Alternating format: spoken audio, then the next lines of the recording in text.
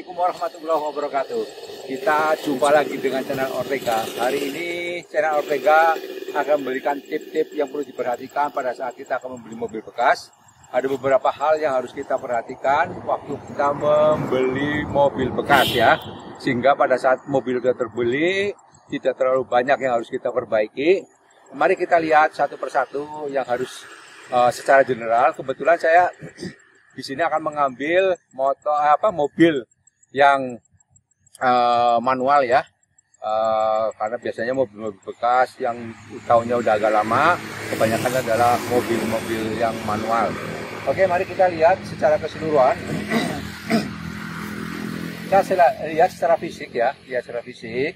Apakah semua selang-selang ini kondisinya baik ya? Kita harus dilihat satu persatu. Selang yang baik itu biasanya masih agak lentur gitu ya. Ini agak lentur. Semua dilihat satu persatu. Ini dari sisi selang. Kemudian kita dari sisi mobil ini, apakah ada tetesan-tetesan kebocoran? Mari kita lihat kebocoran apakah ada, apa tidak itu ya. Kita akan lihat secara keseluruhan. Apakah ada yang bocor? Nah, ini kebetulan ada nih. Maaf ya. Nih. Ini ya. Ini adalah tetesan dari oli. Tapi oli dari mana nih ya? Ternyata kemungkinan besar adalah waktu masang filter kurang pas. Itu gak terlalu ini ya. Itu kemungkinan besar adalah ada ini ringnya atau apa itu kurang pas ya. Jadi itu gak terlalu besar biayanya. Kalau misalkan kita harus beli, kita buka kembali, kemudian kita ganti ringnya, itu insya Allah akan kembali normal. Tapi itu tetesannya tetesan dari filter oil gitu ya. Kemudian kita akan lihat yang lainnya lagi, apakah ada apa enggak.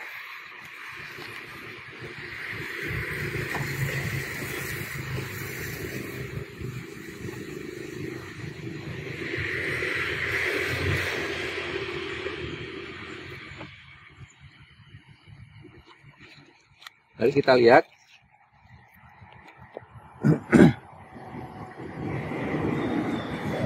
Ya, ternyata ada tetesan itu hanya ada di filter oil, itu nggak terlalu besar biayanya ya, jadi artinya masih bisa dipertimbangkan untuk kita beli. Kemudian setelah itu kita akan lihat oli kita, oli mesin kita lihat gitu ya. Nah ini oli, kita akan lihat dulu mulai dari level oil ya. Kita akan masukkan lagi. Nah ini sekarang kondisi olinya masih persis kayak oli masih baru gitu ya, kayak oli baru. Memang ada sedikit hitam sedikit nih ya bagian bawah, tapi nggak apa-apa nih, secara keseluruhan olinya masih bagus. Jadi kalau kita lihat oli yang bagus tuh olinya itu masih sama seperti oli baru, masih coklat gitu ya. Tapi begitu kita cek, ternyata olinya hitam. Itu adalah ekstra, nanti setelah mobil itu kita beli harus segera diganti olinya ya, karena oli itu sudah kotor. Oli kotor juga harus segera diganti, karena kalau nggak segera diganti itu juga akan berdampak yang luar biasa. Karena oli yang udah kotor itu ada kemungkinan besar membahayakan terhadap mesin itu sendiri. Mungkin olinya itu sudah banyak bram-bram, digosokkan dari torak itu ya. Ini kebetulan 4 silinder. Pergesekan-pergesekan itu mungkin ring sehernya sudah tergesek sehingga ada besi-besi itu. Kalau itu nggak segera diganti, justru akan segera merusak daripada ruang silinder itu, karena seperti amplas gitu ya. Maka kalau sudah hitam, oli itu harus segera diganti. Tapi itu juga sudah bisa diperhitungkan berapa biaya untuk mengganti oli. Itu perlu menjadi pertimbangan juga. Kemudian kita juga akan lihat radiator nih. Radiator tidak ada tetesan ya, radiator itu tidak ada tetesan daripada air-air yang keluar. Ini kita lihat volumenya seperti apa. Ini volumenya juga masih penuh. Secara fisik radiator ini secara fisik itu masih bagus ya. Karena apa? Tidak ada kebocoran, tidak ada apa. Tapi kita nggak tahu apakah cup daripada radiator itu sudah kena karbonat. Jadi artinya kerak-kerak itu, kayak seperti kalau kita merebus air. Biasanya kalau kita merebus air itu kita pancinya banyak kerak-kerak, itu sebenarnya karbonat gitu ya. Begitu juga di dalam radiator itu cup-cupnya juga bisa kena kerak-kerak, sehingga heat transfer terhadap mesin dan air itu terganggu gitu ya. Tapi untuk sementara secara fisik tidak ada kebocoran, tapi nanti kita akan lihat secara fungsi waktu mobil kita jalankan apakah heat transfer ini masih bagus atau tidak.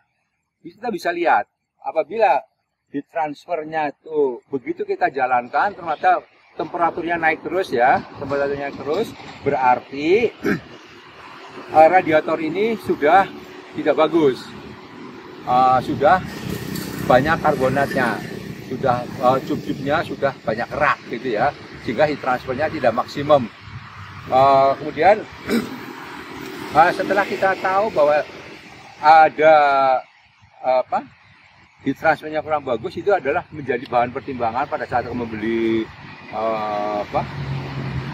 mobil bekas. Itu jadi pertimbangan, apakah saya beli, andaikan dibeli, artinya kita harus mempersiapkan dana untuk perbaikan atau untuk membersihkan radiator ini. Kalau ternyata dibersihkan nggak berhasil, berarti kita juga harus membeli radiator ya, dipersiapkan kira-kira dana sekitar 1,2 jutaan lah ya. Itu harus beri perhitungan.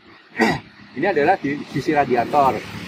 Kemudian dari sisi aki, ini kebetulan aki yang ada adalah aki basah gitu ya, aki basah. Kita lihat nih airnya, ini airnya masih ada di tempat yang masih normal gitu ya. Jadi kalau kita buka juga, kita perhatikan apakah air itu membasahi di elemen-elemennya. Ya, ternyata air itu masih membasahi di elemennya gitu ya. Jadi artinya masih bisa bagus di dalam hal pengisiannya. Kemudian kita juga harus memperhatikan pada saat pengapian. Pada saat pengapian, apakah waktu kita start, kalau engine itu ternyata banyak gerakannya kurang bagus, itu kemungkinan besar kemungkinan besar businya mati, atau kemungkinan besar koilnya mati. Nah ini kalau koilnya mati, ini juga harus pertimbangan juga, karena harga koil kan cukup mahal untuk mobil yang kelas-kelas ini. Ini sekitar 2,5 juta ya satu koil. Itu juga harus jadi pertimbangan supaya kita akan lebih waspada. Kemudian kita juga harus tahu di sini ada minyak ya. Ini adalah minyak power steering. Apakah power steering itu masih berfungsi atau tidak? Maka kita perlu test drive ya, test drive.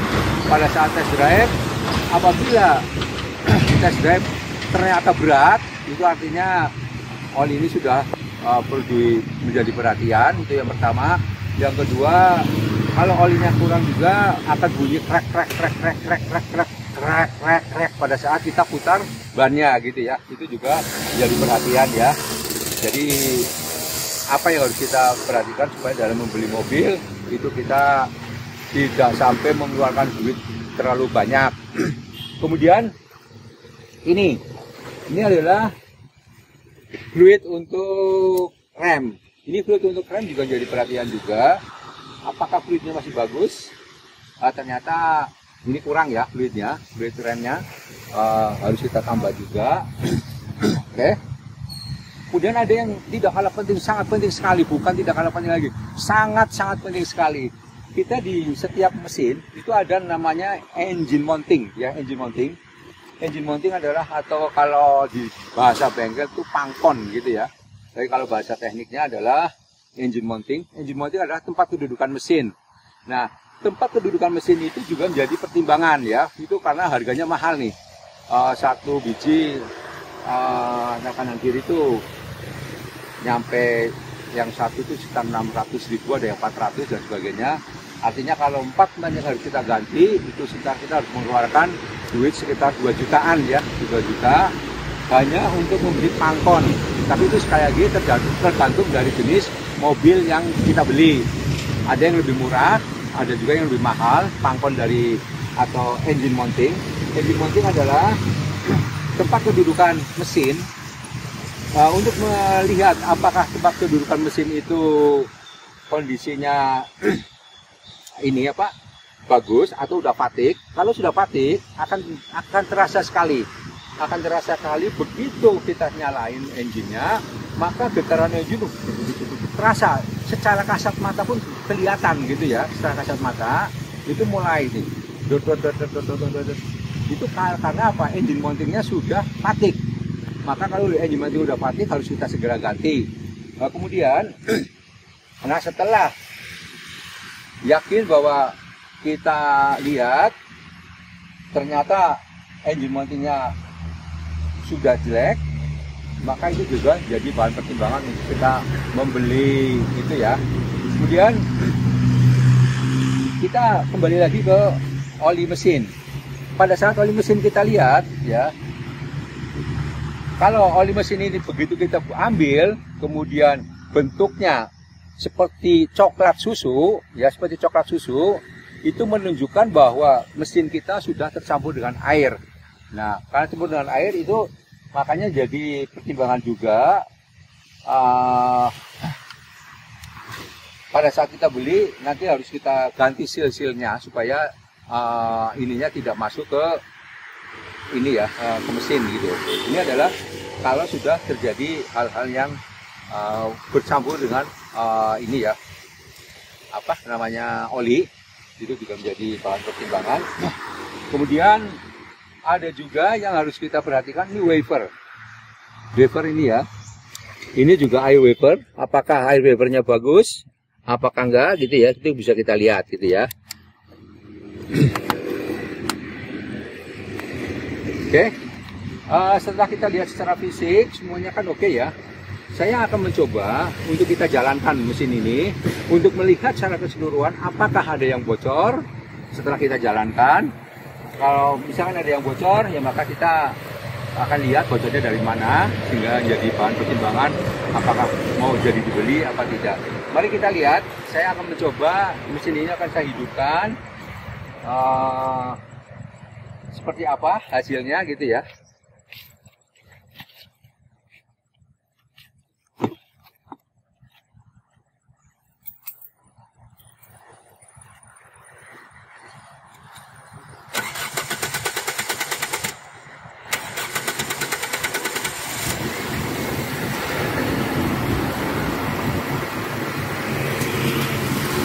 Oke. Sekarang mesin sudah kita jalankan ya. Mari kita lihat satu persatu apakah ada yang bocor apa tidak gitu ya. Jadi kita akan coba gas agak lebih kencang lagi.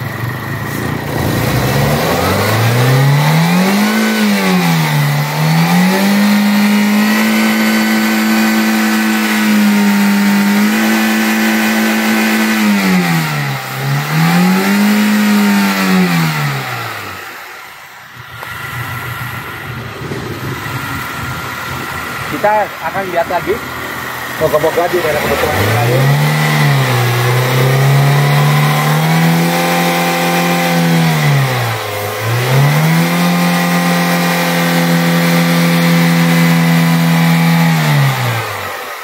Oke, sekarang setelah kita lihat ternyata tidak ada kebocoran, ini jadi kita bisa jadi pertimbangan bahwa secara keseluruhan pada saat kita nyalakan ternyata tidak ada kebocoran kecuali yang ada di filter itu aja gitu ya. Nah sekarang kita lihat lagi nih di belakang.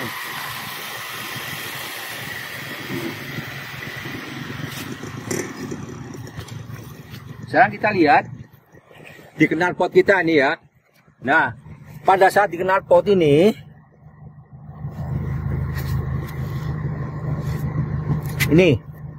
ya. Nah, ini knalpot kita itu belum berwarna hitam. Nah, ini yang jadi pertimbangan kalau bentuknya tidak ada asap warna-warna hitam, itu artinya masih bagus. Tapi yang perlu menjadi pertimbangan juga, pada saat knalpot itu keluar asap putih, sekali lagi, begitu knalpot keluar asap putih, lebih baik diurungkan untuk membeli mobil itu ya, karena itu sebenarnya ada oli yang sudah masuk ke combustion chamber atau ke ruang bakar. Itu harus menjadi pertimbangan, artinya oli itu ikut ke bawah di dalam pembakaran itu ya. Itu disebabkan karena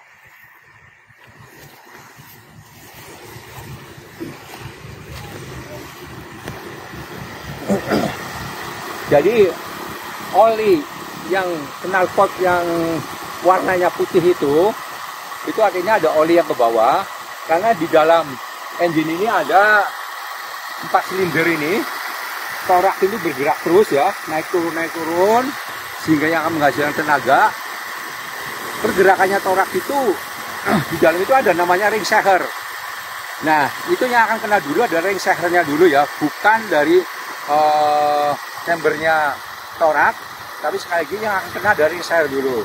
Manakala ring seher sudah kena, kemudian kita terlambat mengganti oli dan sebagainya, itu yang gram-gram yang sudah ini akan menggores dinding-dinding sehingga olinya akan ke bawah.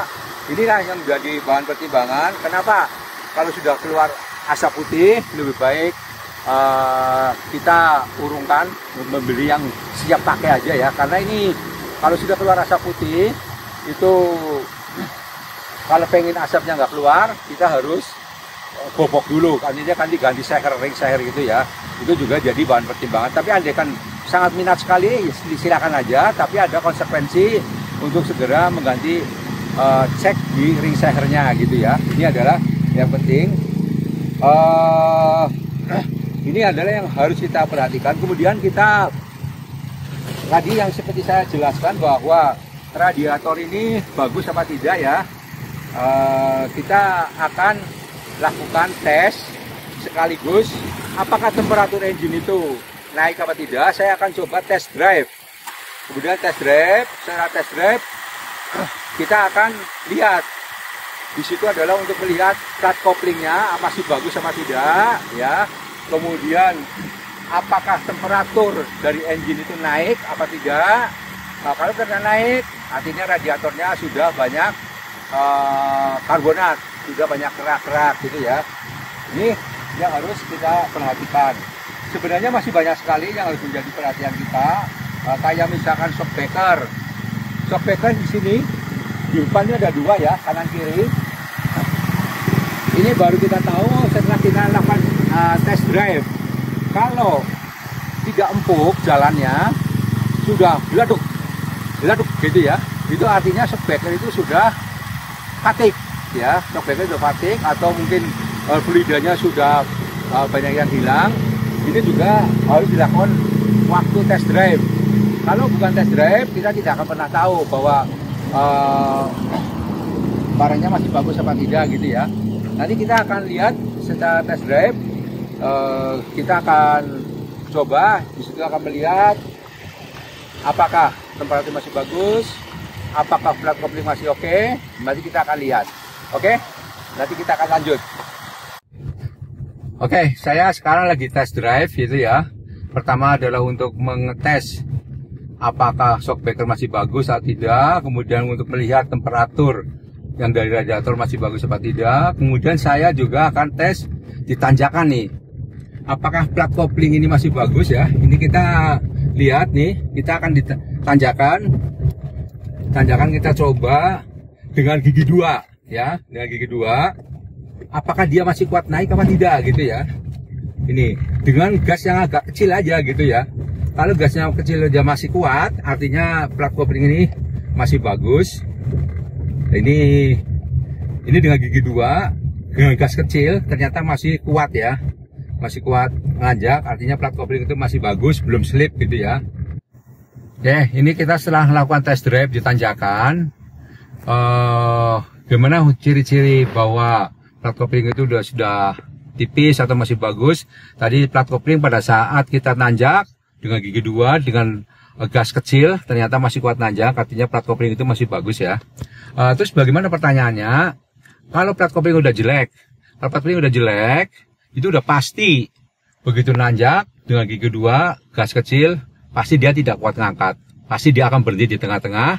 Ini juga jadi bahan pertimbangan untuk mengeluarkan kos menggantikan plat kopling. Kalau cuma ganti plat koplingnya aja paling berkisar 500 ribuan ya. Tapi kalau sudah dengan mataharinya, karena dia gesekan matahari, groove-nya sudah kena di matahari, itu juga biayanya akan cukup besar. Itu juga jadi bahan pertimbangan untuk pembelian mobil bekas gitu ya. Saya kira itu aja.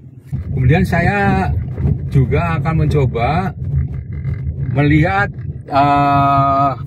shockbreaker ini masih bagus apa tidak. Saya masukin ke lubang nih. Ini lihat ya lubang ya. Nah, ini banyak lubang, saya masukin. Ini lubang, masukin nih. Nah, ternyata pada saat masuk ke lubang itu mobil itu masih stabil, jadi masih enak. Ikuti pada saat kena lubang itu masih sangat enak sekali gitu ya. Ini menunjukkan bahwa shockbreaker kita masih bagus. Tapi kalau begitu, ini lubang lagi nih. Ini banyak lubang nih ya, saya masukin nih lubang. Nah itu ternyata dia bermain pada saat kita masukin. Ini ada lubang lagi nih. Kita akan lubang, kita masukin ke lubang nih ya. Nih. Nah ternyata shockbreaker itu masih main, naik turun ini, tapi dengan halus. Artinya shockbreaker itu masih bagus ya. Jadi ini artinya kalau kita beli, kita tidak perlu menggantikan shockbreaker gitu ya. Itu jadi bisa dilihat kondisinya gitu. Kemudian ini mesin sudah jalan cukup lama. Nah sekarang kita akan melihat apakah temperatur dari radiator naik apa tidak gitu ya. Mari kita akan lihat. Kalau dia stabil panasnya, artinya dia masih bagus gitu ya. Ini lihat ya, ini temperaturnya masih stabil ya, masih stabil, masih oke. Kemudian sekaligus kita ngetes AC nih. AC kita, cara ngetes AC itu begini ya tangannya. Nah pada saat semburan AC itu lemah, itu kita jangan buru-buru mengatakan bahwa AC-nya tidak baik gitu ya. Mungkin filternya udah kotor, mungkin juga evaporatornya juga udah kotor, sehingga semburannya jadi agak lemah gitu. Tapi kalau filter sudah dibersihkan, evaporatornya juga sudah dibersihkan, ternyata semburannya masih lemah, artinya AC itu sudah perlu diganti, udah jelek gitu ya. Ini jadi bahan pertimbangan juga pada saat kita akan membeli mobil bekas gitu ya. Saya kira itu aja. Semoga tutorial ini bisa memberikan gambaran bagi bapak-bapak, ibu-ibu, kawan-kawan dan yang mau membeli mobil bekas, itu bisa dipakai. Tapi ini khusus untuk mobil manual gitu ya. Jadi kita belum bicara mobil yang otomatis. Nanti kalau yang matic, kalau sudah matic akan beda lagi persoalannya. Tapi secara keseluruhan hampir sama gitu ya. Paling yang membedakan hanya ada di transmisi sama di maticnya aja gitu ya. Secara keseluruhan fungsi engine itu akan sama gitu. Dari kesimpulan ini, karena temperatur dari mesin ternyata stabil, artinya radiator secara fisik masih oke, secara fungsi masih oke, heat transfernya masih oke. Semoga ini bermanfaat untuk kita semua, agar dalam pembelian mobil bekas kita punya panduan, minimal panduannya harus kita perhatikan. Tapi kalau ada yang perlu ditambah, silahkan aja ditambah, termasuk ban dan sebagainya. Kalau ban bisa dilihat secara fisik ya. Ya gitu aja, terima kasih. Semoga tutorial ini bermanfaat untuk kita semua. Makasih. Assalamualaikum warahmatullahi wabarakatuh.